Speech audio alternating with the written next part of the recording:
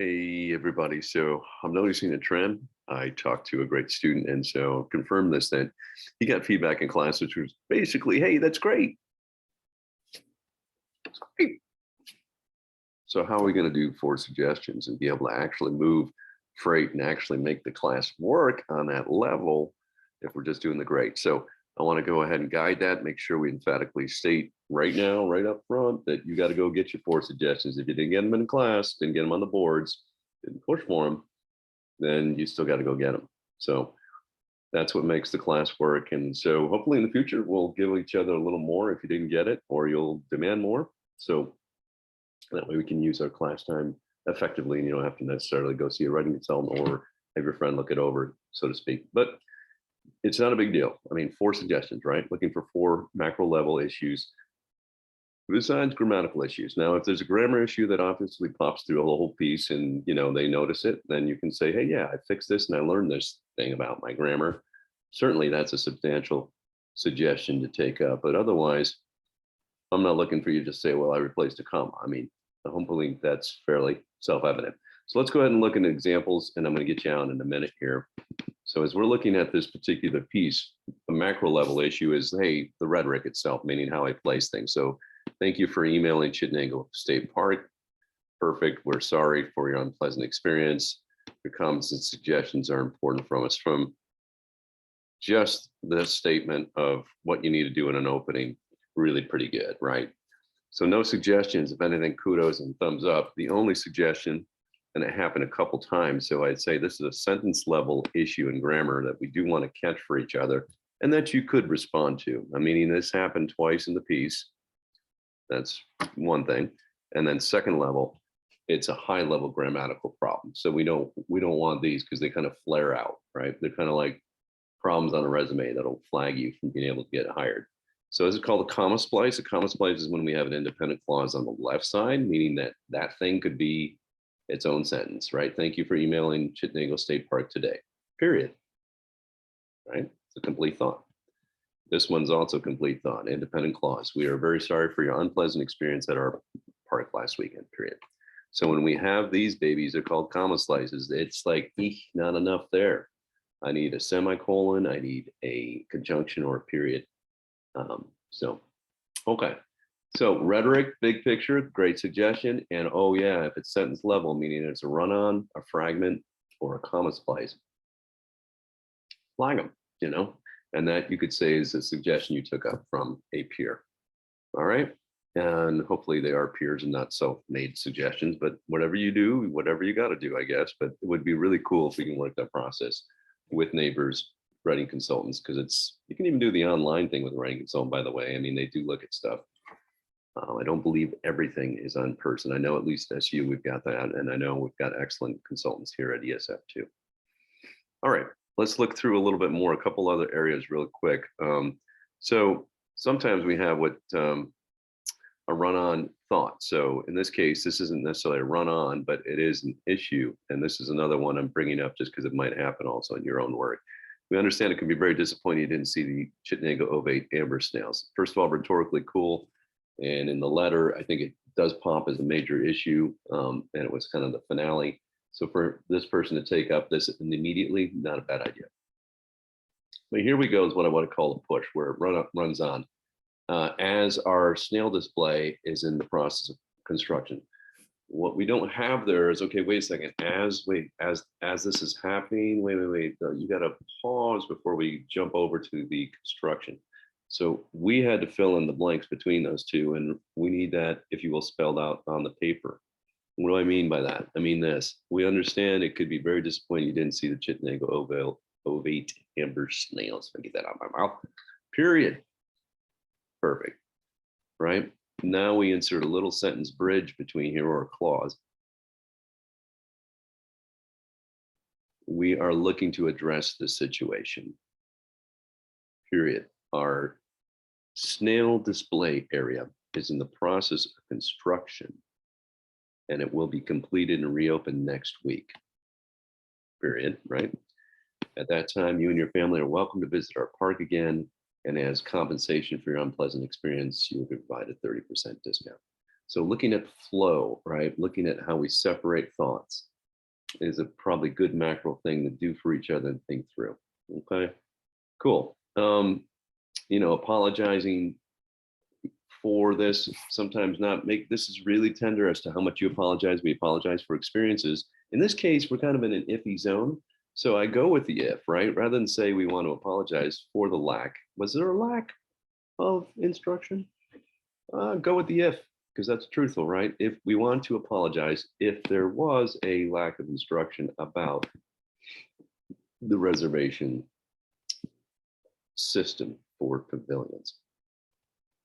This is also a common thing right here is what we'll do a compound noun or a compound clause where we use a modifier pavilion reservation, the pavilion reservation combination, you know what I mean? So what we do is we pile on all these adjectives that really are verbs or that should be separated into clauses. So the reservation system for pavilions, maybe flag those kind of things too. All right, I don't want to go into just the details of this person's work, but I wanted to give you some macro regards, a couple other things to make sure that you do. What can you flex on? What can you be creative about? What can you not be creative about? Well, two things you can be creative about. Smoking policy in New York State says you cannot smoke on public lands and New York State lands. Just does. So that's emphatic. You can't, there's no way around that. Number two, the refund policy in the campsites.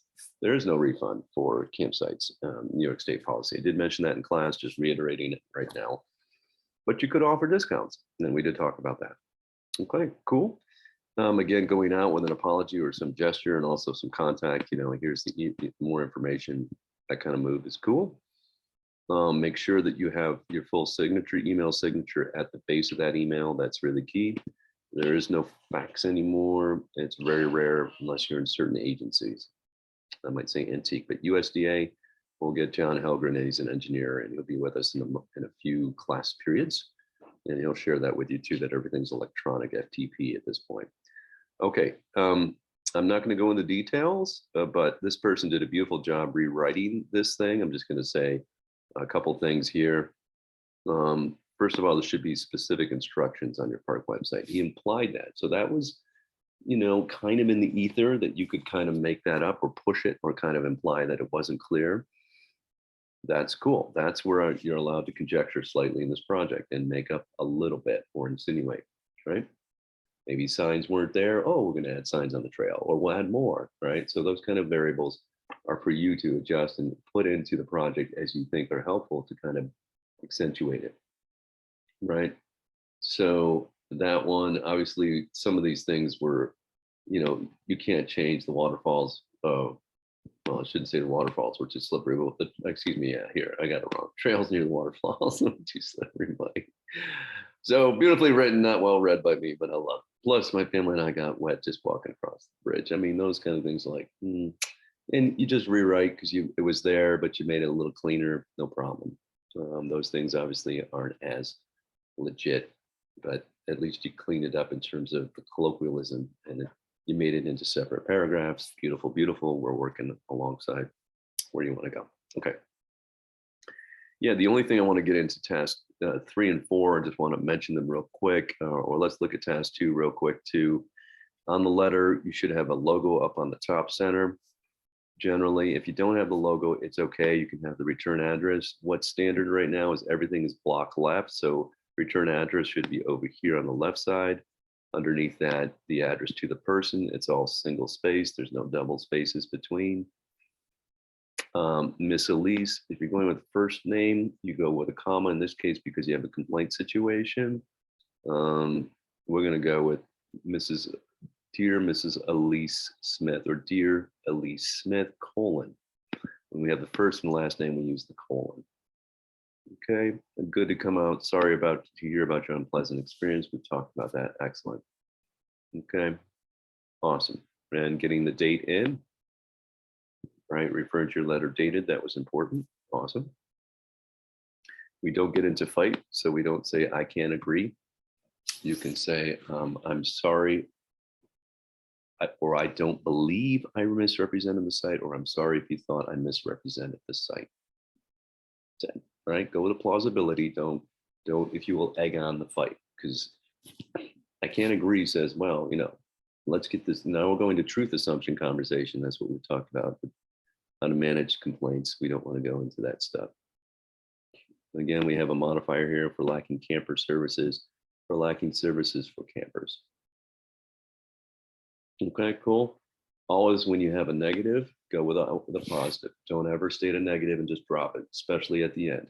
We are sorry to inform you that given the situation, we are unable to award a refund, period. And then we're going to close the letter.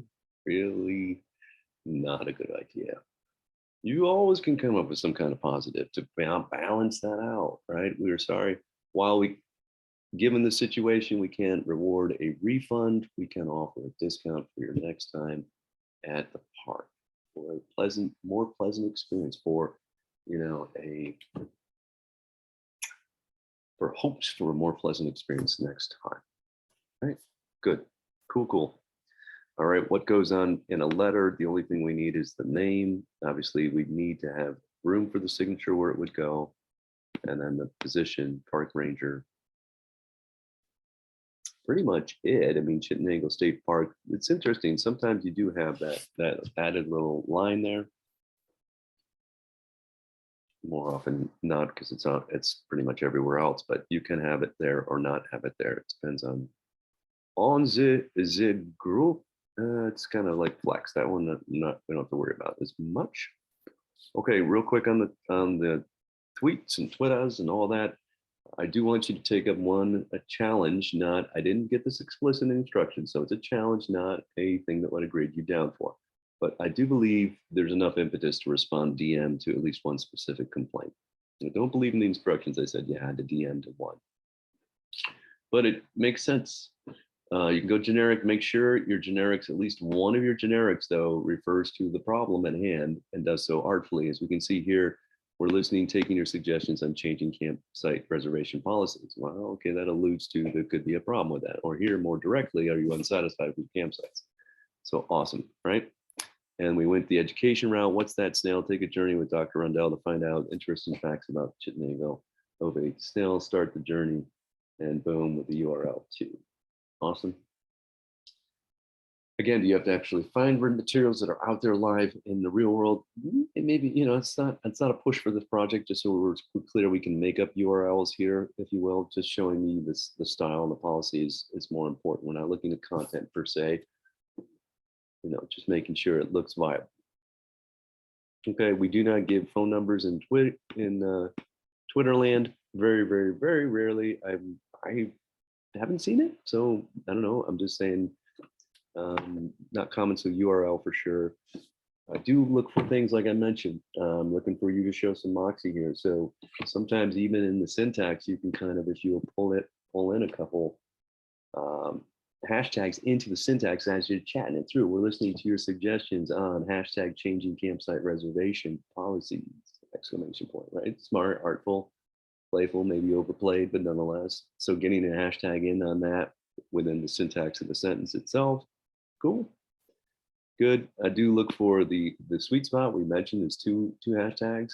I would say not going to be a big grade down thing, but it's going to be a way of saying, cool, somebody responded, understood that the rates are much better. And if the trail off rates after 2 hashtags is not good, you want more than that. Instagram, we want to see a little savvy. We talked about, see the link in bio for more information. We talked about, maybe some emojis, but, we talked about making sure your first lead sentences are good, because underneath the fold, after 3 or 4 of them, you have to click for more. Your most important info has got to be up front for sure. Something friendly, something more personal, something like a caught shot. Maybe we want to emphasize the pick more than the jargon and the chatter, if you will. So in this case, this person went really short, which I could kind of go with. I just said I needed just one more notch, right? In other words, this could be a little too easy. I got one decent hashtag, I get it, but I need to show a little more savvy to Facebook besides just a pick and a short phrase. Cool. All right, guys. Peace out, Girl Scout. This is I always do the chatter just to be playful. Please don't take me seriously that way. I'm German, so sometimes I like to speak like this. No, I'm American, but my parents are German, yes. Anyway, have a great weekend. be playful, get stuff done, get suggestions. Make sure you get suggestions.